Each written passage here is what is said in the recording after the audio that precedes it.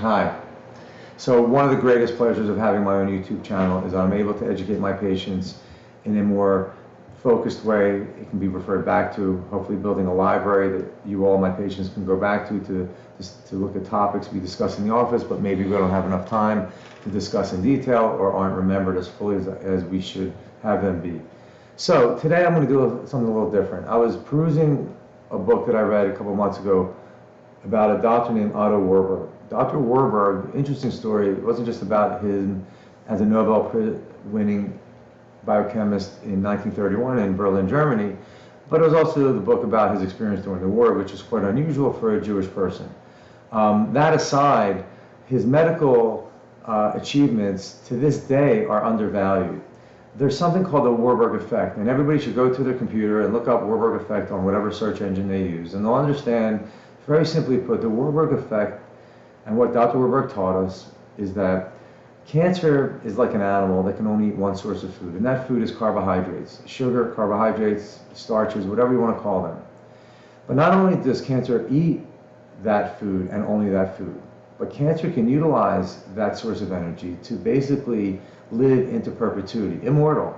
Unlike normal cells, cancer cells in the right environment, a sugar-rich environment, are immortal.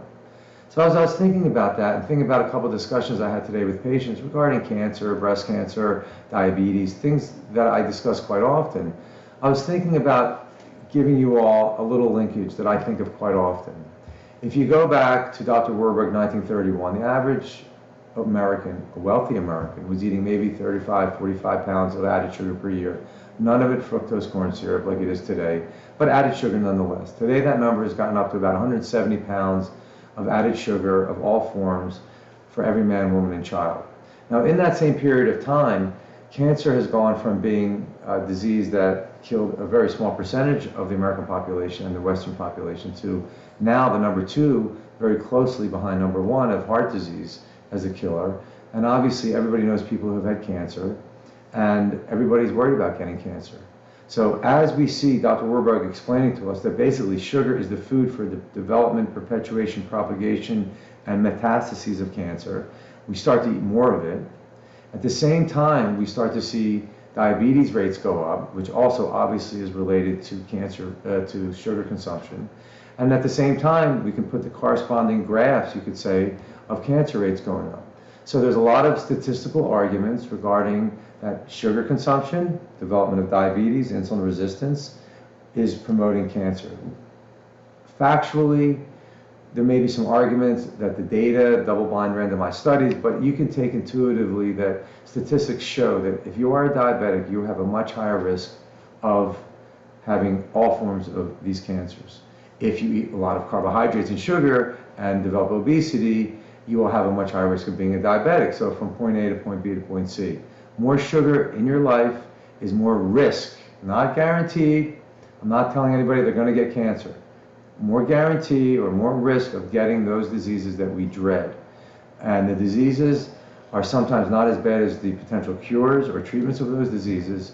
So just let's make that linkage. Why is it that almost 100 years later, very few people know of this Nobel Prize?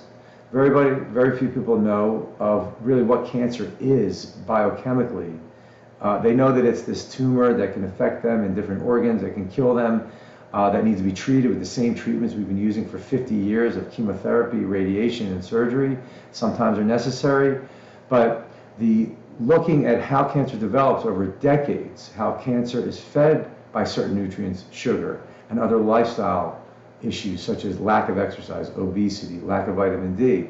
And just if you stir these all up in a statistical pool, and it's going to pop out that if you, my patients, are not eating enough sugar, exercising more, not letting your cells fall into diabetes and prediabetes, not having elevated body mass indexes and obesity, your statistical risk of getting those dreaded diseases is going to go down.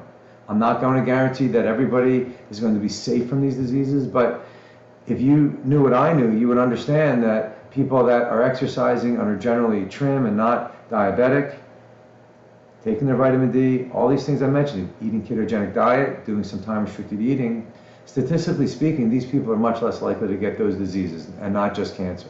So trying to keep everything in a 5-minute window. Otto Warburg, Ravenous is the book. It's worth the read. Very interesting story about what he went through during the war and why he was protected maybe during the war because of his work on cancer. But let it be a lesson to us that there's a lot of information that we are not privy to in this country for some reason. And if people understood that they control a disease that takes decades to develop and then ultimately, God forbid, kill a person, they can do a lot to intervene. So that's my hope, that's my admonition to my patients. Stay well, be well.